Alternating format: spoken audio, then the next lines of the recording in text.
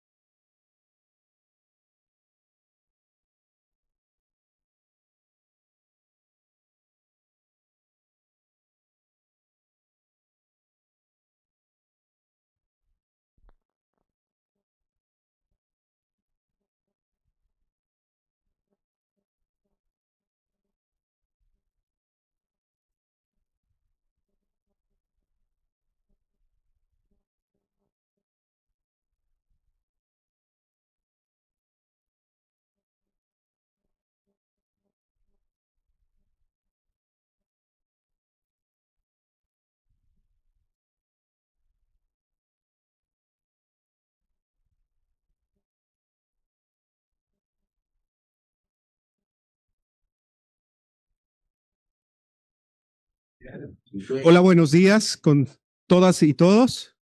Realmente es un Good gusto. morning, everyone. It is a true pleasure to start our last day's morning of the Week of Energy and Power. I think it's an event that leaves us a good feeling. Thank you. Thanks to the participation of all whom truly made this event possible. This morning, we have the honor of initiating this third planning forum. We talked with Antino Levi from Transport when 3 years ago when we talked about what we can do with the Power Week, the Power and Energy Week. What can we talk about? And we thought of talking about regulation, of course. And we saw how in time and according to different subjects, new subjects come along.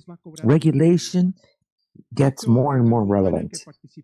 In fact, in a panel that I participated on first day, someone said to me, if I was here with the regulator and if the regulator weren't here, it would have been boring because it all starts and it all finishes with regulation. So if we talk of incorporating renewables and storage, and if we talk of transmission, it's always mediated by regulators' work. And we see, and I repeat that as more we advance, it becomes more and more necessary the presence and role of a regulator. So this forum, which we didn't imagine 3 years ago, every year that happens, it's more and more relevant. So for us, it's a true pleasure that this work started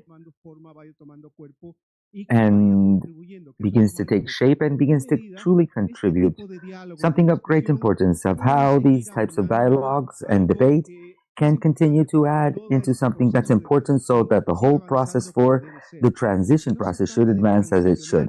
Because it's not only about transitioning per se, but that this transition be given in an orderly fashion and complying with the true objectives of transition.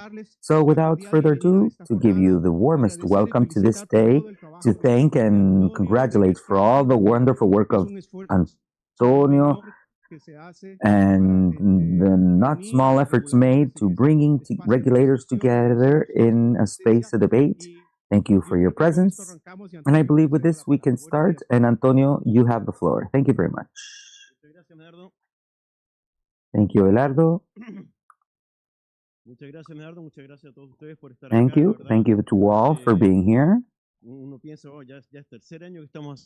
I would think that this is our third year doing this, and it's been a pleasure and a challenge and of great interest. And a third part is the support of Andrea Stasio here, and we have a short video from Jesus Sanchez with a welcome part of this thought that we wish to share with you all, a forum for us to speak, to talk of things that are important for us. So on behalf of the program that transforms, we wish to welcome you warmly to this meeting dedicated to power regulation for integration in Latin America and Caribbean. This is the subject of the year of how we are advancing not only for transition, but specifically in integration. What are the challenges? What are the landmarks? And how we support each other? Because we know regulation is vital to reach interconnected power systems that are more resilient and sustainable. They are necessary. So, the international experience, we know that power integration strengthens power safety, reducing costs, facilitating incorporation to clean energies. But for this to be possible, we need common rules. We need institutional coordination. We need a vision, a shared vision. Since Transform has collaboration with Olade and our regional partners, we reaffirm our commitment of supporting our efforts, facilitating the exchange of experience and good practices, joining countries in the design of regulatory and innovative solutions adapted to the realities of our region, Latin America and the Caribbean, so that those who don't know us can transform a European program under the framework of Git Pro. We have the luck of having Daniel Werner with us this morning from Get Pro from Germany, and We support the public sector through technical assistance, knowledge product training. As like in the present, we have support in subjects of regulation and design of market and how to optimize operation systems. We also have a group of international experts with broad knowledge as we work by GME with Gaston, and we work mainly in Africa, Sub-Saharan Africa, with Latin America too, with a convent of countries that work, and also ventanas, regionally ventanillas, where we work with organizations like OLADE, CEPAL, Ariade, and others. So it's my pleasure to welcome you to this instance of Regulators Forum to talk, share ideas, lessons, and to advance in the development of electrical regulation for the region, and to share regulatory knowledge and it make possible a true power in regional power integration. So before starting, I wanted to offer space to Daniel Werner, whom joins us from Germany, the chief of the Get Pro program, which incorporates Get Transform, and we will start our panel. Thank you, Daniel.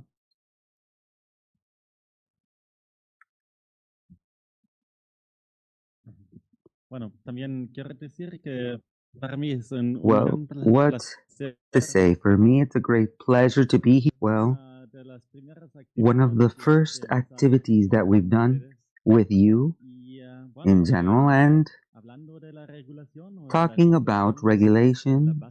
Regulation is the basis of a transition, of a successful transition, power transition. And, well, we are very happy to be able to exchange with you, not only a great pleasure of joining power transition in Latin America, but also, well, it's mutual. We also learn what we can to achieve true power transition in Germany and in Europe. So it's a great pleasure for me and I am very happy to be here meeting with you, learning, and also sharing with you what we have been able to learn in Germany, in Europe, for power regulation specifically. It's unfortunate that I have to say that I have to leave in a couple minutes because my flight leaves at 12, but we've had enough time in the last days to share information, to talk individually. So I wish that you have the best session possible, and we hope with great expectations to meet up again on a following occasion. Thank you very much.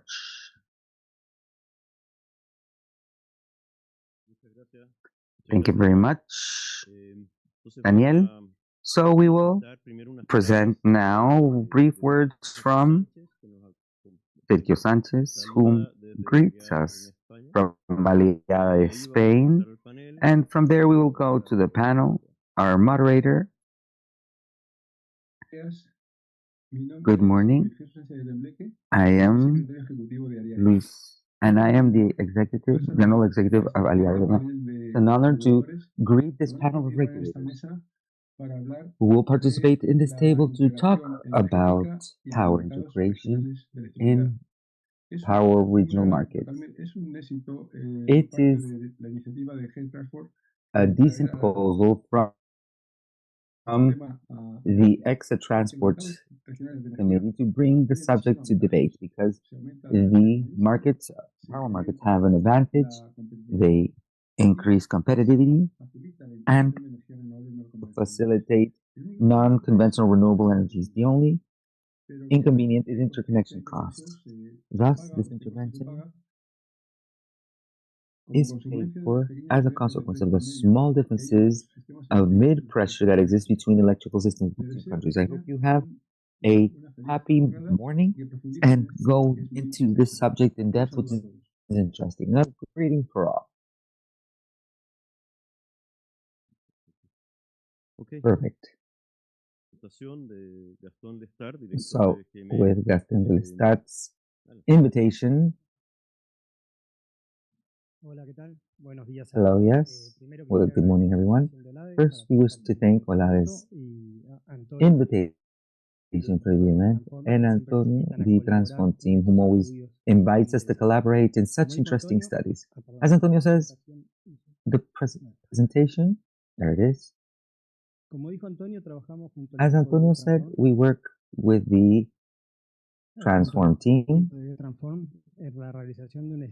in doing a study, a power integration study, which was truly for integration of the countries of the region.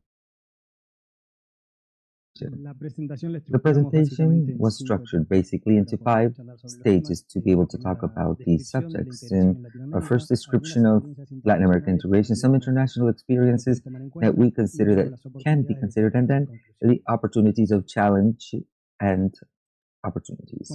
When you think of Latin American experience of power integration, what we can observe is that we see 3 types of interconnection between countries.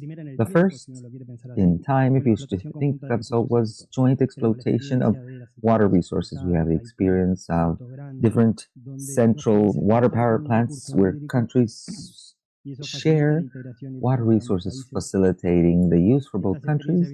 These experiences have been for many times since Argentina, before building up the power markets in both countries, and then the interconnections that would allow bilateral connections between incumbent countries like Ecuador and Colombia, Mexico and Guatemala, where you integrate countries, but you can also observe bilateral exchange, but no markets associated to both. And finally, unique market formation, where the main experience we have is the CPAC with the regional electrical market, which works very well and has achieved a good experience,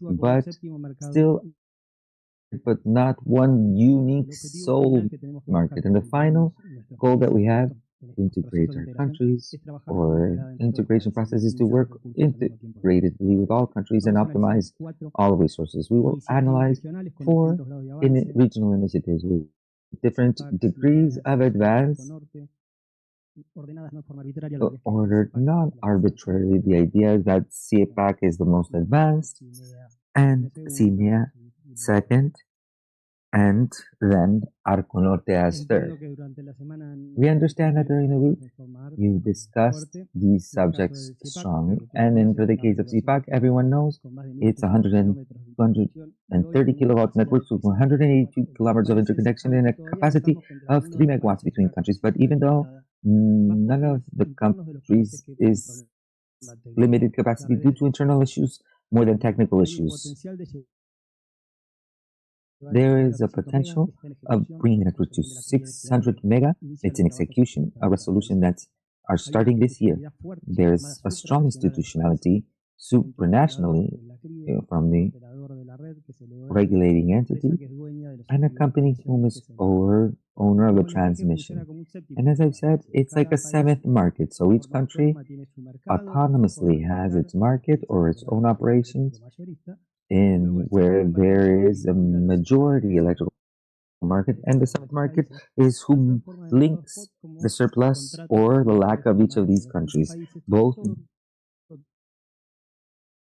spot markets can be formed in contracts, although we do observe some barriers in these mechanisms which would be interesting to advance upon. For the CINEA case, in this case, the second most advanced with interconnection that's operational between Ecuador and Colombia, with the interconnection with Peru seen in 2027, with a new 500 kilo Bolivia and Chile recently to the community.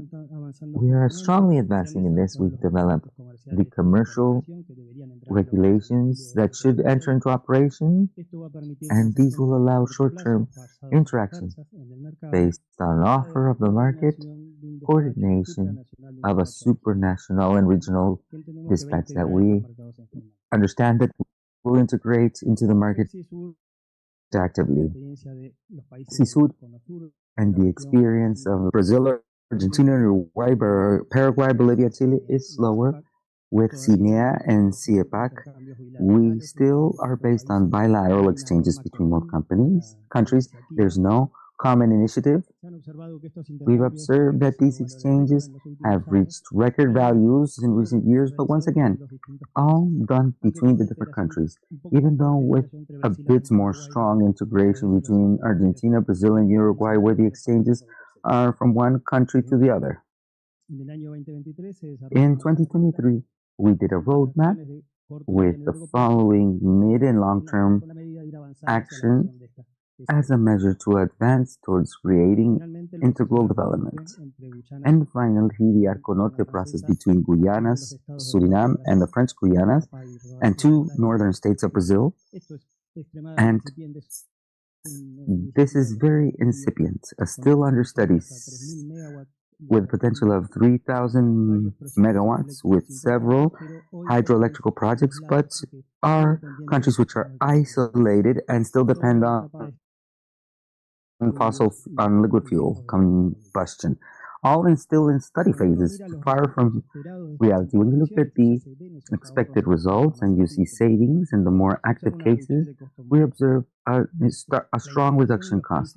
The integration of countries bring us more efficiency and cost reduction, better mitigation of climate effects, optimization of energy resources. We will see a list, but there's a lot of complementarity among different countries that can be made most of with integration to achieve more efficiencies, a higher sustainability, and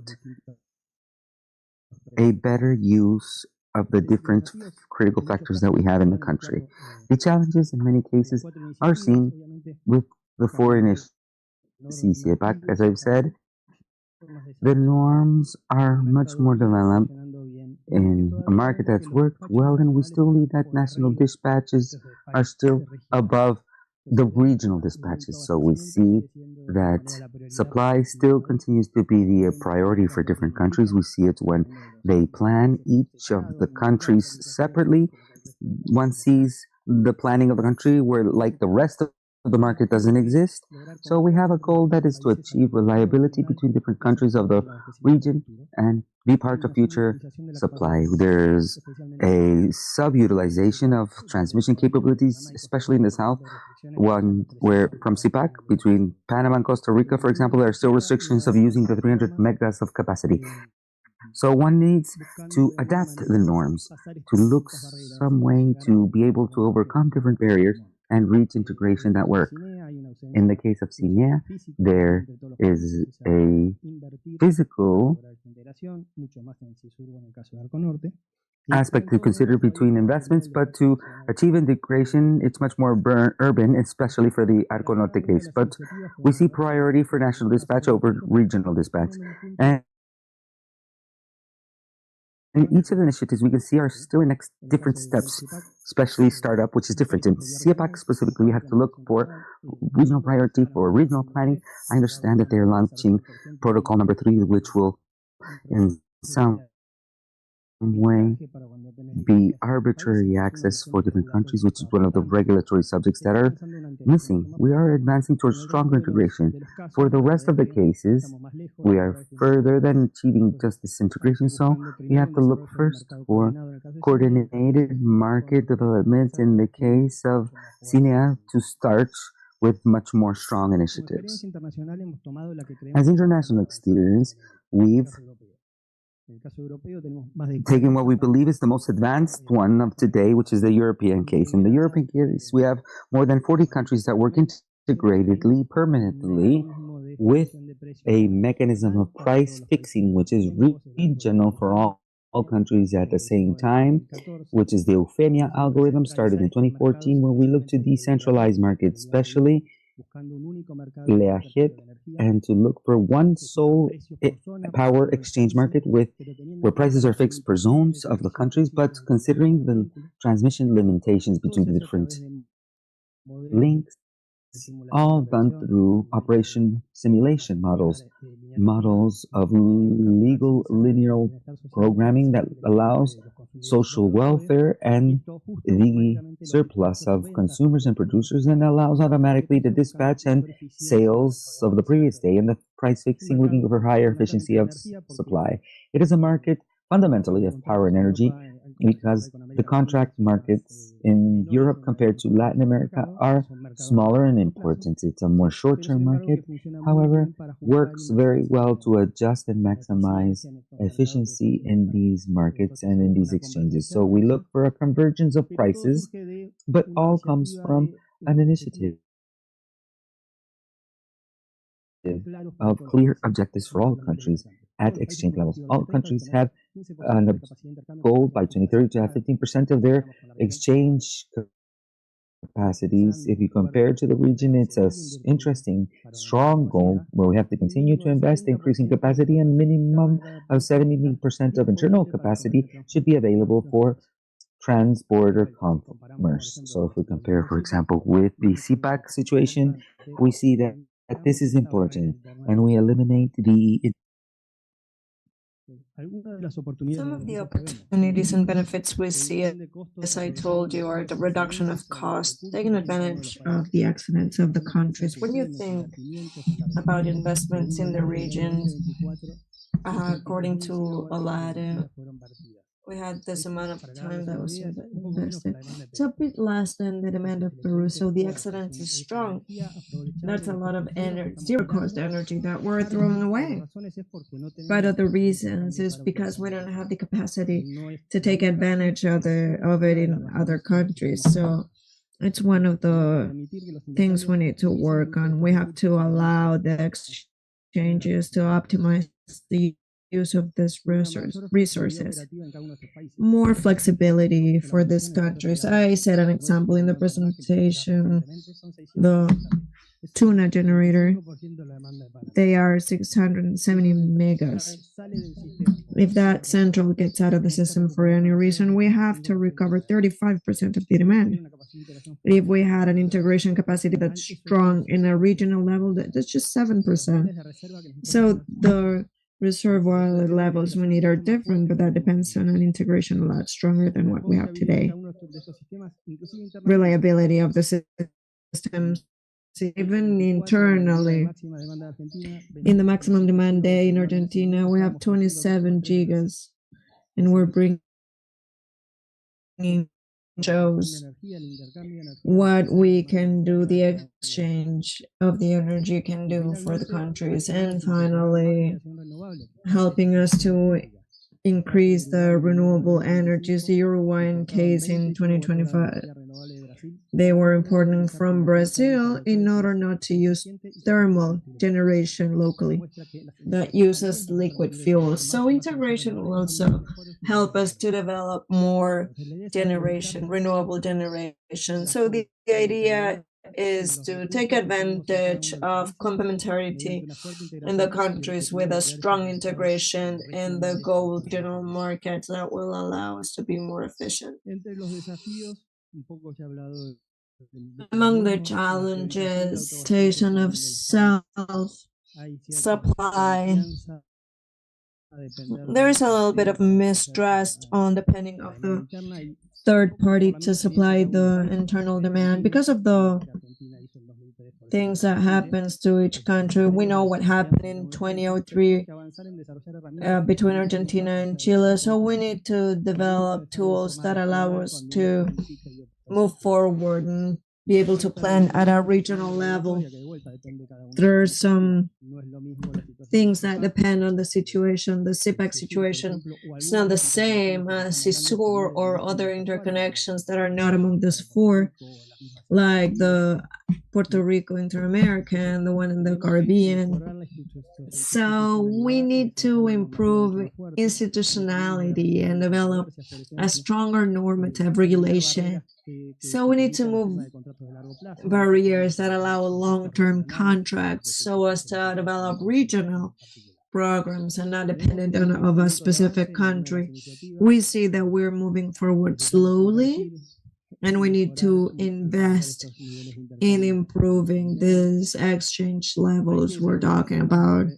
We need to develop schemes that allow us to recover the investments we're making in these exchange models, develop business models that allow us to capture the benefits of these interconnections. There are costs, of course, that we could capture,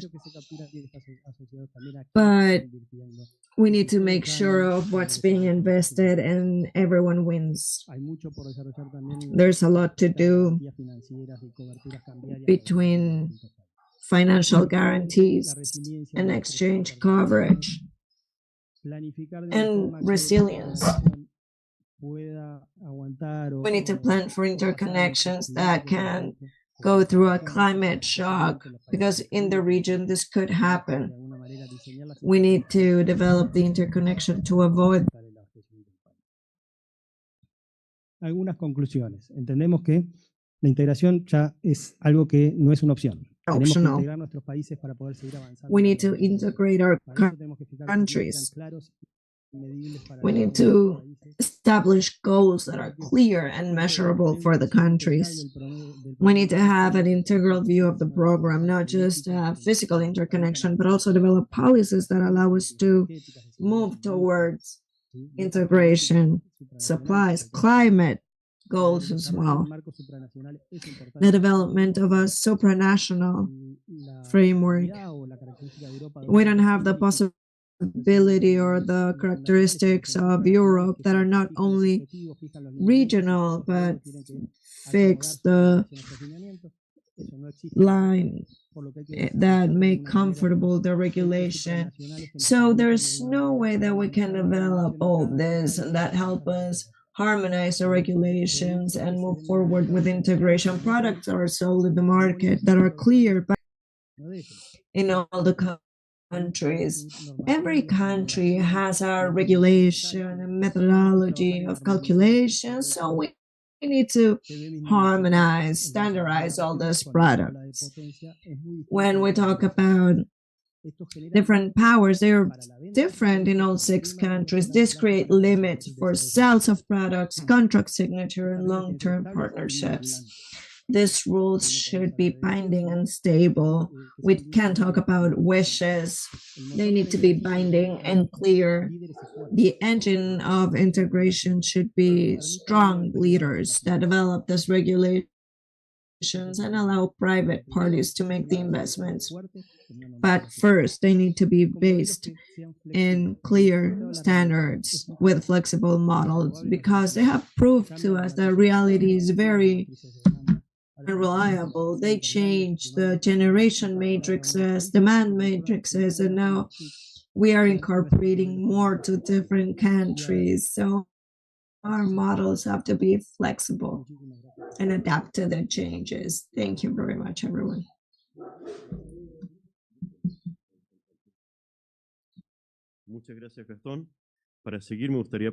Thank you very much, Gaston. Now I would like to introduce Lynn Escobar, specialist in energy order from the Inter-American Bank. She has a doctorate in economy from the Superior School in Paris, master's in economy from the University of Toulouse, and also regulation masters in University of the Andes in Colombia. She has professional experience in design, formulation of public policies in the energetic sector. She works as an advisor for the Regulation and Energy and Gas Commission in the CREC. She works in the renewable tariff design and transactions as well. She worked for UGME, where she led the creation of demand energy projects, formulation of plans, and energetic transition scenarios. So Lena, welcome to open the conversation panel. Hola, buenos días. Good morning. Thank you, Transport, for inviting me for this 3rd forum of Regulator, 3rd time I've been a part of this. We have done some work together that's really interesting, especially in Peru, where I'm located. And we always get together in this forum. That's so important. And as women, it's my favorite subject.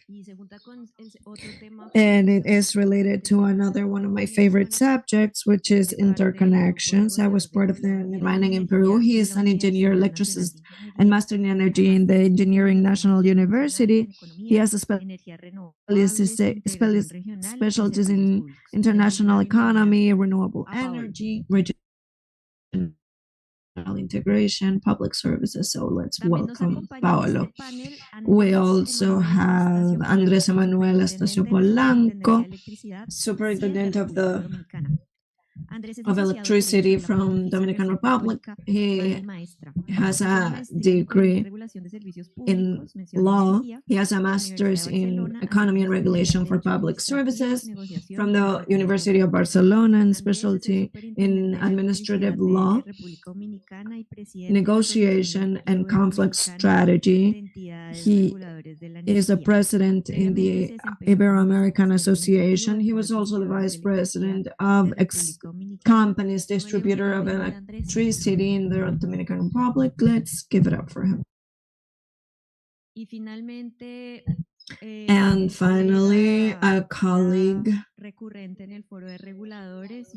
that's very common to see in this forum. To be here with you again, Antonio Mancilla, Executive Secretary from the National Commission of Energy in Chile, also our host. He has 25 years of experience in CNE, assuming the deputy role as Executive Secretary in March 2022. He was the head of hydrocarbons in this organism since 2017. He's a member of the academic committee from the Economy and Energetic Masters from Federico Santa Maria. He is a scholar in regulation and energy and has had 60 theses in this area. Let's welcome Marco. We have an extra chair.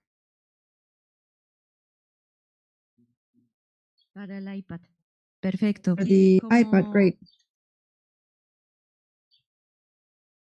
Como ven, As you can see, we have representatives from the whole region, not only the regulators, but also from the superintendency and supervisors in Latin America. And well, the idea of this panel is to talk about two subjects in particular that are key for interconnection and that we saw in the presentation of Gaston. First is planning and remuneration of interconnection lines. As we saw in the presentation, usually this kind of infrastructure is not actually integrated in the exercise of planification of transmission of the countries, because each country thinks about their internal supply. So we would like for you, what are the criteria, the procedures? How did we come to the interconnections that are present right now, and what are the mechanisms to materialize this infrastructure? And particularly, Andres, it would be interesting if you told us about the interconnection project between the Dominican Republic and Puerto Rico, which is a challenge to connect two insular states. So please, Minor, I will give. Muy buenos días a todos. Good morning, everyone. Hola, thank you for this important event that's being developed this week, and everyone who made it possible for us to be here today, and everyone, because I think it's an opportunity for us to exchange opportunities and learn from the rest of the colleagues. The interconnection system in Central America, which is the CPAC and the regional market, is built by all the transmission systems and the markets from the 6 countries, from Guatemala to Panama. The transmission network, which is the SIAPAC line, as it's called in the treaty, it's a line of 1,800 kilometers of length, 230,000 volts, and it's integrated as a regional network with all the interconnected systems in each country that are usually the 230,000 access networks integrated with the CEPAC, and they create a particularity that we mentioned yesterday as well, is that this interconnection system for Central America is connected electrically with Mexico, as our colleague mentioned. We don't have a market like the one we have. They are bilateral contracts between Guatemala and Mexico, but we are connected. We're still not connected towards the south, and that's what we're looking forward to in the following years. We want to connect with Colombia. When it comes to planning, we also mentioned this yesterday. The system that the treated frame was a decision from the governments from 1996 approximately, and it created the institutions that were going to be responsible for the development of the market. And maybe that was the success, the view that they had at the time, and they created the Directive Council of MER, which is basically our overseeing organism that provides the strategic view, political view of everything that should be considered for the region. When it comes to development of tradition systems and the generation policies, it's also conformed by the operation entity, which is not just an overseer. They operate the RTR network, and also they are the planners of this system. EOR, as we call it, is the one that takes this policy from the Directed Council of Mayor, runs the studies of demand, needs of new plants, flows, transmissions lines, and develops the expansion and generation of transmission. It's subjected to the regulator entity, which is the 3rd regional institution. They run their own studies and analysis, and of course, they oversee that they are meeting all the requirements in the regulation.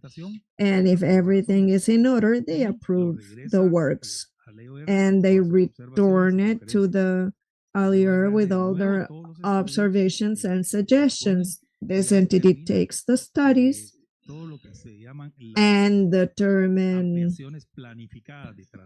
all the planned expansions that benefit the region and those partially beneficial. They look at the benefits per country, and that's the 2nd category. So they issued this plan, and in the case of the planned ones and the ones that are part of this APAC line, they belong to the EPR, which is the 4th entity created by the frame treaty, and it's a transmission company in charge of the CEPAC lines, and they have developed this 1,800 kilometers of an infrastructure that is at the moment with a circuit working, but the whole infrastructure has the capacity to open with a new circuit. So for the time being, as it was said, the capacity of regional transmission is studied and analyzed.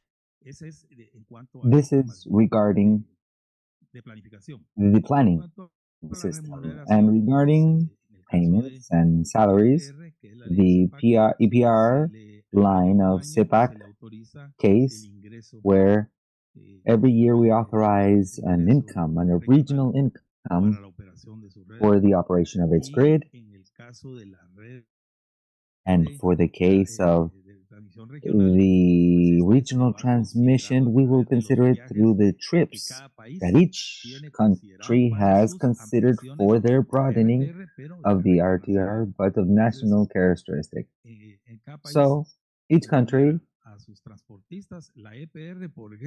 plays their triggers with because in EPR it's established that each transport of their country, apart from regional, are paid like this. So, thank you, Minor.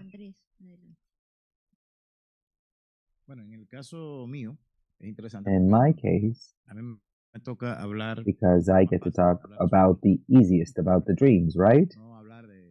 Not of the good realities. The interinsular connection has always been an issue that has had presence, at least in the debates, in the systems between Dominican Republic and Puerto Rico. I remember this used to be talked about some 30 years ago, at the beginning of the 90s, at the end of the 80s, beginning of the 90s, where we touched the subject for first. Now, there's an element that maybe is seen in the manuals, but is manifested in reality, which is the true first kickoff to start these project types, which are convergence of markets, which is convergent markets. In the last 10, 15 years, Dominican and Puerto Rico markets were too dispar. This was a reality, and evidently, this disparity of market made it impossible to advance in a project of this size. In fact, if we go not for the north, we can find for the European Union. Let us remind us that the European Union, before advancing with all of these measures, institutional measures, before being the European Union itself, was the common economic space, European common economic space, where the original goal was to drive convergence between the markets of the member countries. So, this was the first situation seen, and it's what is today where we base the economies of the Dominican Republic and Puerto Rico of similar size. There may be differences though, and the per capita GDP, the Dominican Republic is much more people there. And evidently, Puerto Rico is part of or linked to the United States of America. And we all know in Latin America what this means, to be part of the US. So, having seen the situation that there is a convergence, there is a possibility of investments done on one side or the other can be distributed distributed more equally among the interested parties. And what do we mention? And we also have to add technical elements. We are islands, in essence. Islands evidently operational challenges from a power point of view of great importance. We need resilience, we need diversification of matrix, which sometimes, specifically with these elements of transition and the elements that we've assumed for climate change, it may be paradoxical and contradictory, diversified in all senses of the word, without and sometimes without considering the impact that it may truly have. And likewise, there are the technical lights that must be saved. The project is a project of a marine distance project of 112 kilometers, but due to environmental issues, the cable will not be specifically from coast to coast. There will be other spaces or other spaces will be considered, and we see exchanges of 170 megawatts of 170 megawatt capacity. What does this mean? This means that 170 megawatts means the capacity of exchange of around 8 to 10% of combined markets. Our markets are around maximum demands this year, each one between 4,000, 4,500 assets is time. But in these project types, time of assets is time. But in these project types, time acquires an additional value. Because why? Because the building of 36 to 38 months from start. The building of a photovoltaic or wind power plant, we calculate between 12 to 24 months starting from start date. And it's because there's a whole previous framework, pre-established framework, clarified years. And because this authority, decentralized decentralized authority is not centralized anymore. We're talking about two sovereign authorities. And we all know, and the experience of colleagues can attest better than I, that, however, and it's something clear in the initial treaties, our interest for cooperation, no state will be willing then to give way their capacity of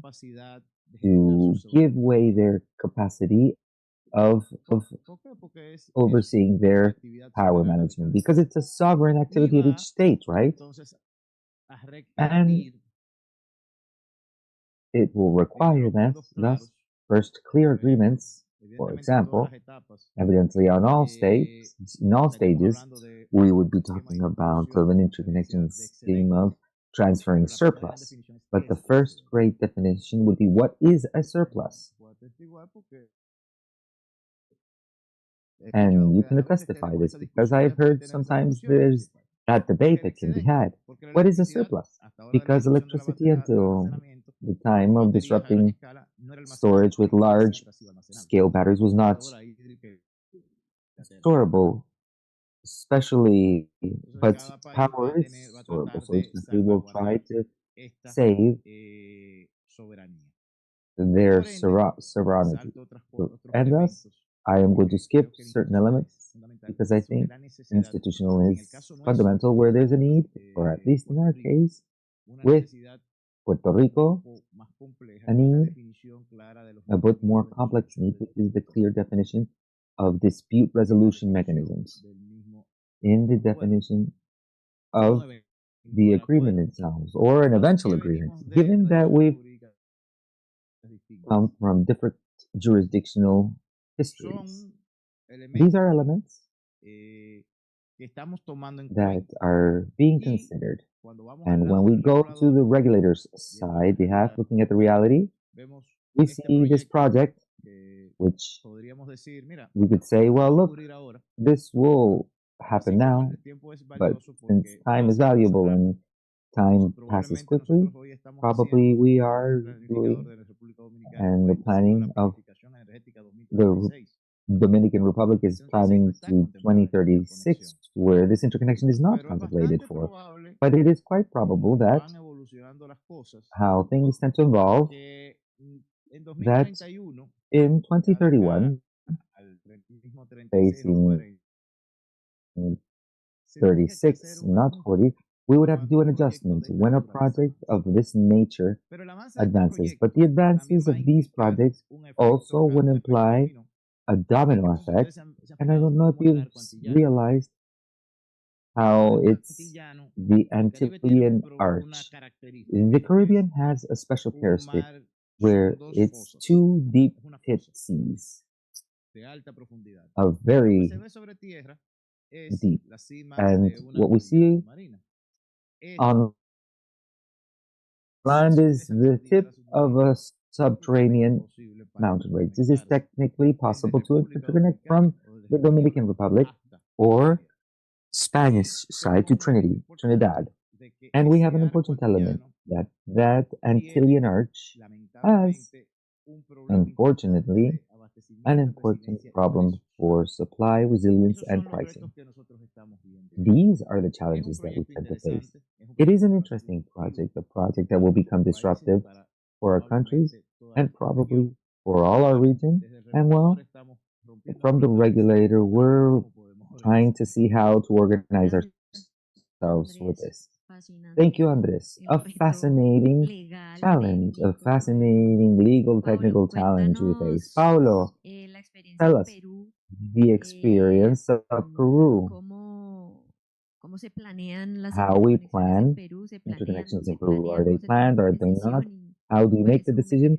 And what is your payment mechanism? Thank you. Thank you, Lina. Good morning, everyone. And first, thank on Peru's behalf to the invitation of the third forum of electrical regulators under the context of the Week of Energy, Alolade, Añade, and all the sponsors. In Peru, currently there's no specific norm that makes us do studies for interconnection, right? However, there are agreements through CAN or also through countries bilaterally, which make us to do these studies. Basically, we do three types of studies. Power study, where we assess resources that we can from there export them, and then the requirements that, if possible, and importation, benefiting, of course, the internal market. The other important factor, hydrological complementaries. We know that the Andean community has a great percentage of water resources, but this varies, of course, of the seasonality. So, it is in this as well, what Andres has mentioned is of importance regarding the renewables, right? Why? Because before, even though true, there weren't great storages of power, it doesn't exist anymore. As Andres says, power has always been storageable, but there hasn't been the necessary capacity to bring this together, which they're currently growing. So this will be an important vector to consider them in power studies. We also have the issues of power studies, where we basically identify in our system a point of connection, of interconnection towards neighboring countries. Once we have obtained these results, we go to the practicality and feasible study, where we will see the interconnection line pass until to the landmarks to the next country. Because this is important, because apart from the international agreements achieved, these are linked and bonding agreements where we will develop interconnection. So, on the issues of challenges itself, we've also divided into three aspects. The power aspect, where it becomes important, where information becomes important, where you may dispose of them and necessary for power studies, because it's not necessary to transmit energy power grids.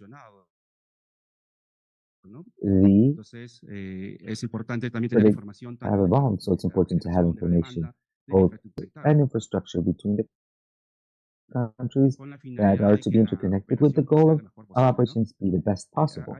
There is a technical criteria that I had forgotten to mention for the interconnections regulations, even though there's no specific norm, as I've said.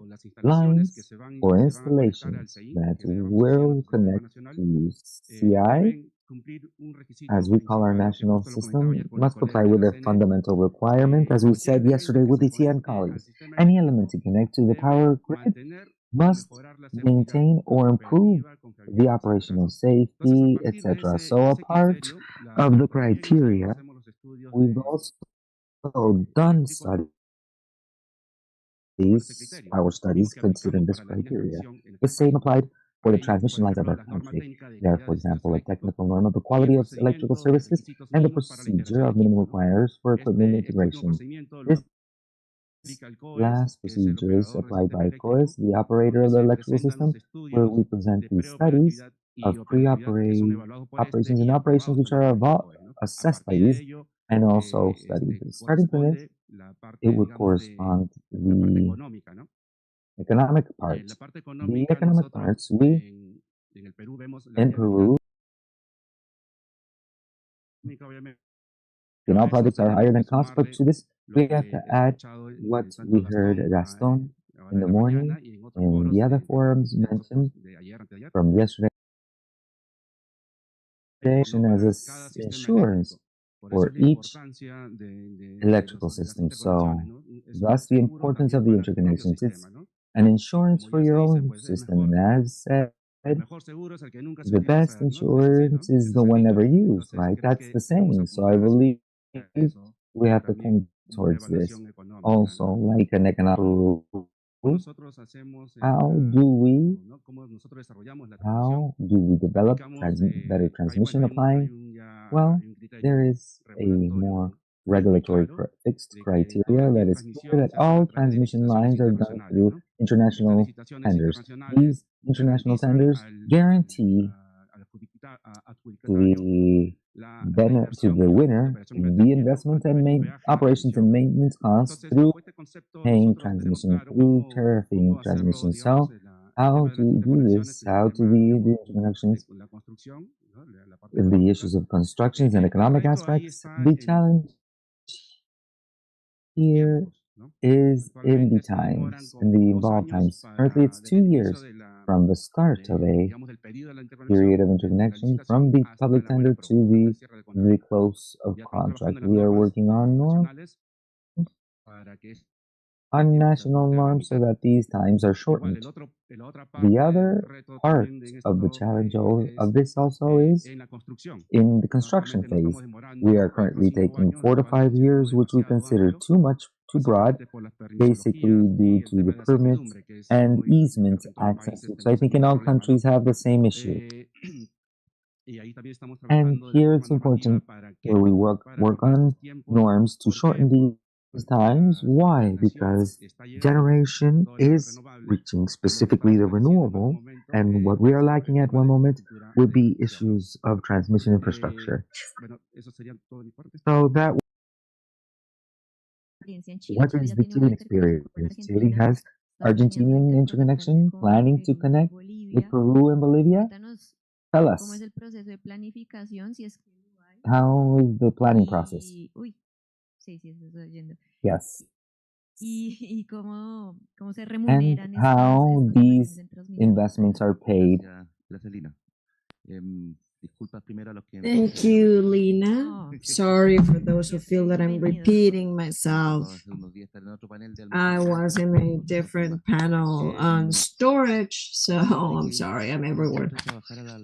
When I came to work to the regulator, I was very young. I was almost 30 years ago in 96. So I've been listening since then about international interconnection. I was a part of a lot of things as well, especially because I was working in hydrocarbons and I was working in the interconnection of the gas ducts with Argentina in 2000 something. We had 7 interconnections.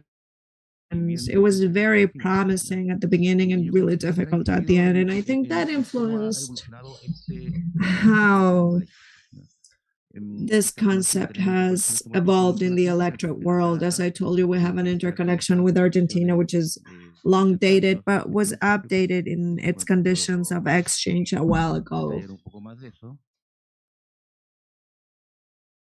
I can tell you more about that later. Even when we haven't moved to the level of Central America, to the same level of integration related to, we're basically falling off the map because we're very far. When you're in the middle of a lot of countries, it's simple to interconnect, but when you're at the bottom, it's like flights, plane flights. We don't get too many and they're very expensive. It's difficult. Even with that against, we advanced regulatory in 2016. We were incorporated, created in a law created by the independent coordinator. For the first time, we added the concept of international interconnection and defined basic rules that are operational today. And there are different rules than those that work with the physical line when it comes to the commercial exchange. Those are two separate things for us. And regarding how the lines are planned, in this law, we established two kinds of installation, the public service and private interest.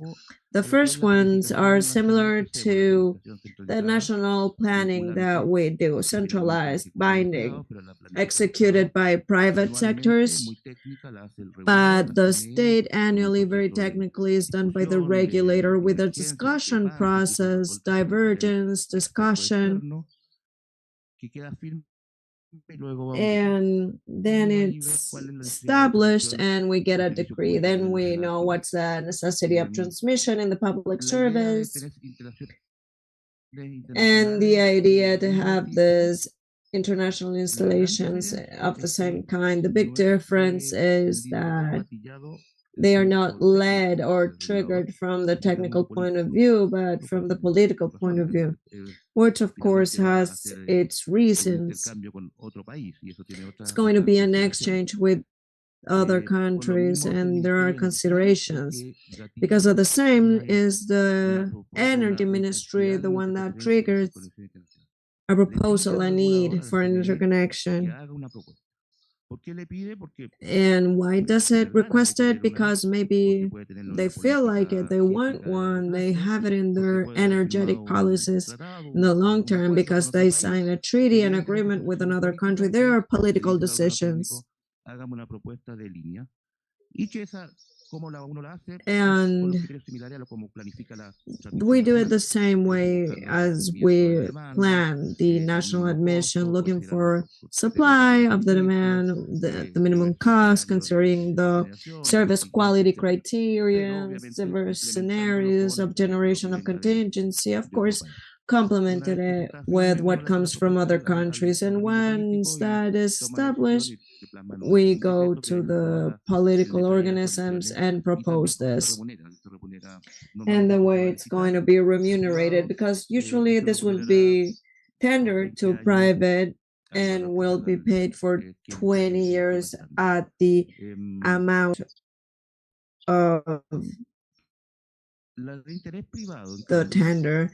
Private interest, though, even if they're also triggered by the political ministry, the Ministry of Energy, they are proposed by privates that want to create the line. They go to the ministry, they look at it, and send it to the technical regulator coordinator, and they will analyze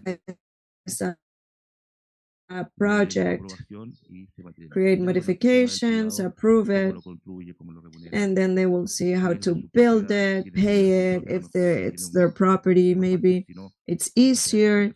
If not, they will have tolls and third parties. But that interconnection for third parties still binds to countries, not only to peoples and societies, but also to electric sense. As you said before, it's not easy. Interconnection work when we eventually have different rules that we'll always have.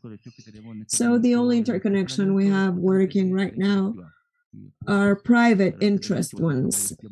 And I don't want to go forward, but because we'll run out of time. But about Chile's integration to Lacan, but the political decision to adhere 816, which was provided at the beginning of the year, it also looks at the horizon. We're looking at this 30 years. We have been talking about international connections. I think it's a time for Chile as a country to move that way. We have excellence of generation. We have moved forward with this in the northern part of Chile. We have a lot of curtailments, advertisement, and there's an opportunity for us in the neighboring countries, and we have to be careful, but we need to watch out. Thank you, Marco. It's very interesting to know that there are already regulations where it is stipulated the networks of interconnection. Now we'll go to the next subject, which is still more difficult than planning interconnections, which is the commercial subject, as Gaston told us in his presentation.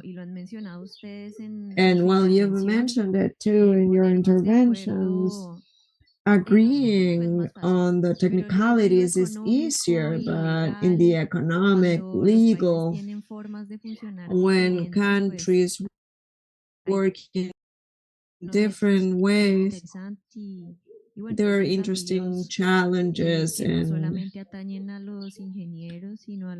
challenges that are not just for the engineers or lawyers, but other stakeholders as well. So we'll talk about what are the mechanisms for exchange of energy in these different experiences and these barriers and challenges are different than the technical ones that you have identified, and how you've overcome them. If they're still present, how are you planning on overcome them and actually expand the way we deal with energy? Minor, please. Yeah, to begin with, of course, the CPAC system and its market. As our co-author said, it's a seventh market, is the one taking advantage of the accidents of each part of the region. Every country has their own system, their own priorities, because that's established by law, with priorities in the coverage, in the demand of each country.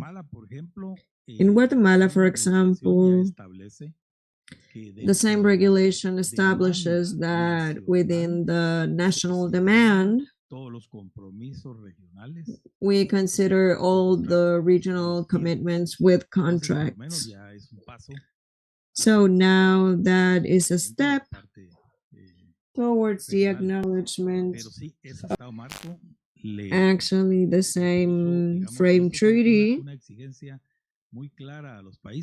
didn't set a clear demand. It said each country had to adapt gradually. And it has worked pretty well that way. Commercialization of all this creates their own dispatch. We all have the variable cost system. So we have all the projection of the economical dispatch, and they set at the market the rest. So we have the contracts market, one that should have the transmission rights that are established to transaction between agents, and they should be respected. And a particular where people talk and are assigned in general terms, commercialization of energy. Something else is the power of energy.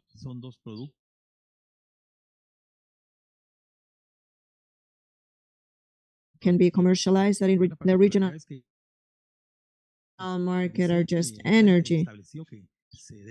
And it's established that it is allowed to have transactions with energy produced in the region and between agents that belong to the region. So one of the challenges long term has to look for the way of freedom to integrate to the Mexican market, but to manage to get this regional support in both sides. Thank you, Minor Andres. Minor said that something that for me is fundamental when we are talking about transnational transactions, the clear definition of contractual obligation. If there's a contract, the buyer has a priority. This is so important because, as I mentioned before, the reserve of sovereignty that has each state thus makes it so that the concept of accident can be a little bit ambiguous, because the electric demand of all our countries, without an exception, and they are dynamic and dynamic in a yearly period. Those stationalities impact demand, the cultural events impact demand, but there are elements of impact in the demand that are common within the region. For example, the cycle of rain. In Central America, cycles, and probably the Andean region has also the same. For example, the hydric resources will be abundant, usually, except with certain exceptions that are happening with climate change. They will be abundant in all countries at the same time, and they will be scarce at the same time. And every state, of course, will have the need to guarantee their own supply. So, in the aspect of commercialization, that's distribute the resources, not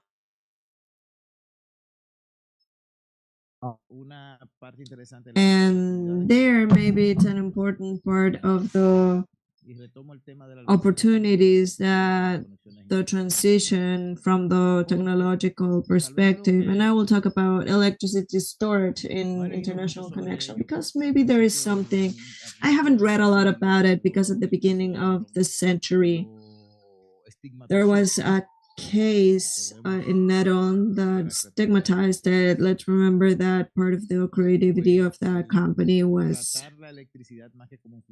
treating electricity as a commodity instead of a fluid. When we created the forensic dissection, we found that.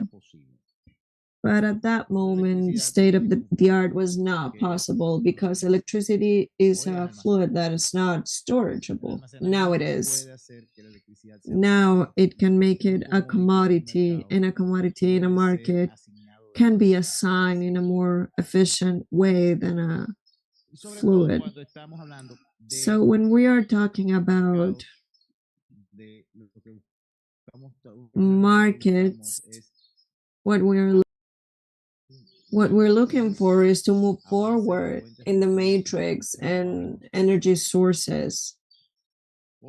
Reframe that's very common that will allow us to create transactions of this kind, but with a particularity that is 40,000 kilometers of difference, square kilometers, because the Dominican Republic has 40,000 square kilometers, and Puerto Rico just 8,000. So that's how we determine the room we have for which is the resource we have more commonly in the Caribbean. If we look at it this way, probably as Dominicans will always have, or in certain times of scarcity, a certain doubt when doing the exchange, which could be resolved one of two ways, with a pressure of prices that is not fair for the other side to create the incentive. If we move forward when it comes to storage, we can take advantage of the accident of land, let's say the availability of land that we can dedicate to it to guarantee the common supply. So one of the elements we need to talk about when we need to move forward, we need to talk about the exchange of excellence when there's abundance to the creation of a constant market in our region and having a leverage that's important when it comes to technological advancement. Thank you, Andres. In Peru, we have 7 minutes. Well, I'll do it fast. Currently, you mentioned decision 816 in Lacan, to which Peru is a part as well. Transactions are done through the coordinator, which are proposals by the agents according to their excellence, right? Let's say they will take part of this regional short-term market in disputes of 24 hours as a maximum. Another detail is that the decongestion prices were decided there, and 50% for each country in the link from where to base in the transaction. Here also, it's important to consider that even if it's true,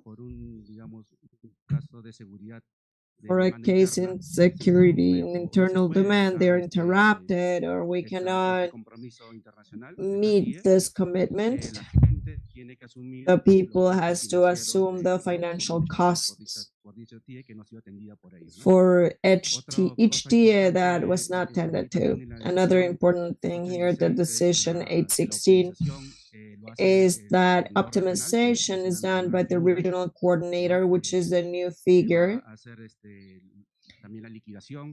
that will liquidate it commercially and operate it from an optimization together of the accidents. Another important subject mentioned more than once is complementary aspects, and hydrologically it's of importance, an important vector for us to make most of our times of scarcity, and of course to go help participating countries as they may need supply. To not go further in length, I think that would be it. Like a PowerPoint bullet, right? 5 minutes or less. So the international power changes in Chile are previously authorized in Supreme Court. And every time there's a business of the type, independent of a previously built line, it has to have a Supreme decree to authorize it. And where operational conditions, obviously, it's a Supreme decree signed by the president or a ministry. It's not something that comes from the air. There's previous work. It's to propose to the governments and the private agents involved, the dialogue among countries, what would be the conditions of this said exchange. So first, there is an usually international agreement, and thus this is placed in the decree. Regarding the Argentinian line, there was technical work, diplomatic work for some time until we were able to establish what were the conditions for the exchange. And this is presented for the case of adhesion to the 816 mentioned, where the colleague mentions it's quite more complex than we have with Argentina. There are issues of regulatory harmonization needed. There's a regional electrical coordinator. There's a series of figures that still Chile has to study technically and talk with its counterpart to make international agreements and then propose them in national legislation, because so that there be a decree, political, administrative, and there has to be a basis nationally. So legal changes have to be made to what we have of dispositions for national transmission, of the emission of possibilities, rights, costs, benefits, and others, and regulatory change too. So once it's all well defined, we propose this in the authorization for the change. So even though we have quite a bit of expectations, I believe there's a good time for this. Chile is also doing and thinking of internal modifications of its legislation, of its majority market, of its with edited costs and declaration of costs according to the offer, which will influence everything we mentioned.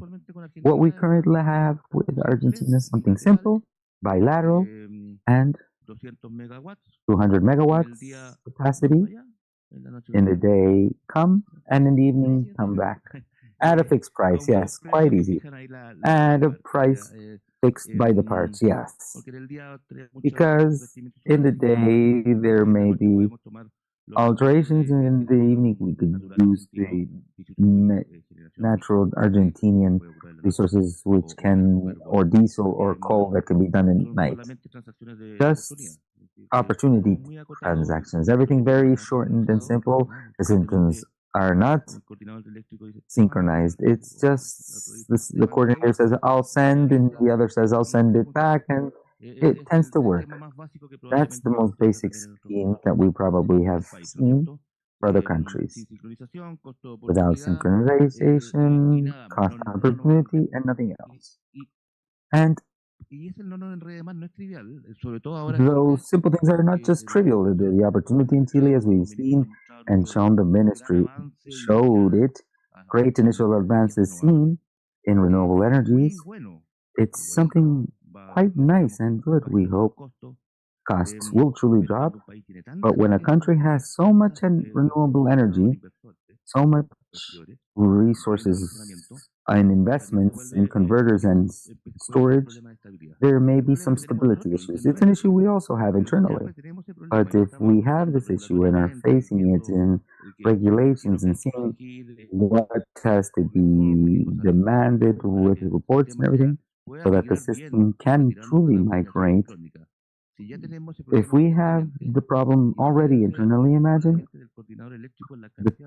the people, the coordinators who also will talk about connecting with Peru with 600 meg. So they'll have their hair fall, they'll go bald with shock. So let us first solve our internal technical issues, and next, physical technical. Let's strengthen it and then see to it. Because even though there's an alteration, we don't want to have further events. And this is key when you look at these themes of interconnection, not only economically, but or regulatory, but technical or security.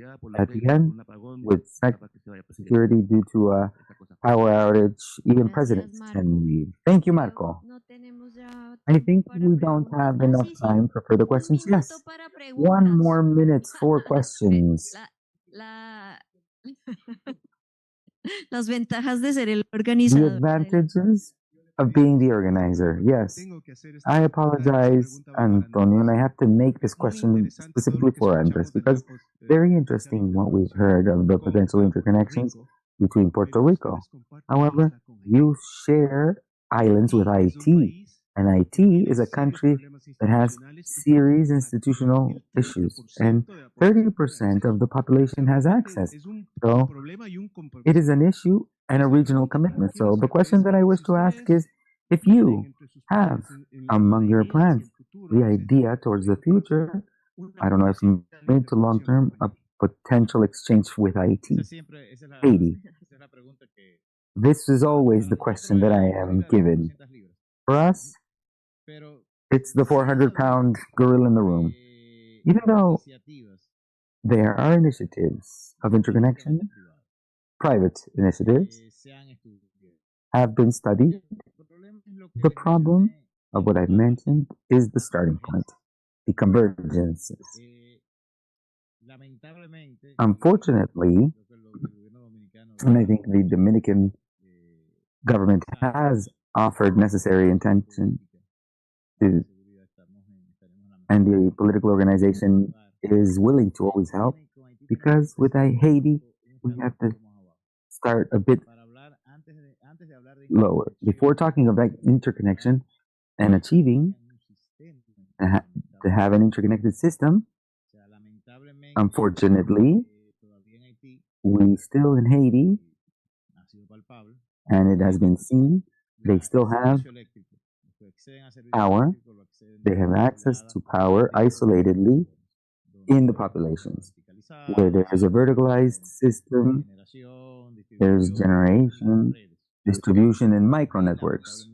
And unfortunately, we have to achieve and to think of effective interconnection between the Dominican Republic and Haiti, we have to first help Haiti develop their own national network. This is essentially, it's not a political aspect or even an economic aspect. It's basically we have to go towards what's more basic, to developing infrastructure, initial infrastructure that would allow to access, because interconnection with IT from a technical point of view would be extremely simple for the Dominican Republic. In fact, it may sound difficult to believe, but the borders between Dominican Republic and Haiti are not natural. There's no natural mountain range that separate them. It's a political border that was drawn by people in Aranjuez between the two nations. And for example, when we are in the vaccination process for COVID, we made a very aggressive campaign in the Dominican Republic where the government launched how to call people from the coagulation. We talked to the populations. And the person who was in charge of Pedernales, of a border area, asked me in a meeting, how can I define a correct line between Haiti and the Dominican Republic? Unfortunately, we have to say it's the power lines. It's where the power lines reach practically, because the border, it's a little river. It's a little river that barely crosses from one side to the other, but it's the power lines because it's the closest city. There's no power line. They have in the center an electrical plant and a generation plant, which illuminates what would be the central area of the city. So in Haiti, what we have to do first, and I believe it's what they need, and all countries of the area need to pay attention, and we have to help them, is to begin to develop their infrastructure. And that basic infrastructure, and here, as a neighbor, would be essential for them to be able to overcome their other institutional issues. Because for the case, we all have good faith. Power is so essential that it helps not only in comfort, but there will be a very important impact upon economic development and also in achieving citizens' safety. It's fundamental. Thank you, Andres. And well, unfortunately, we did not have enough time for more questions, but I believe that this presentation was very interesting. Degrees of norms and regulation advances. So it has been wonderful, and thank you very much to all panelists. Transform has been able to organize this panel. Thank you very much for that.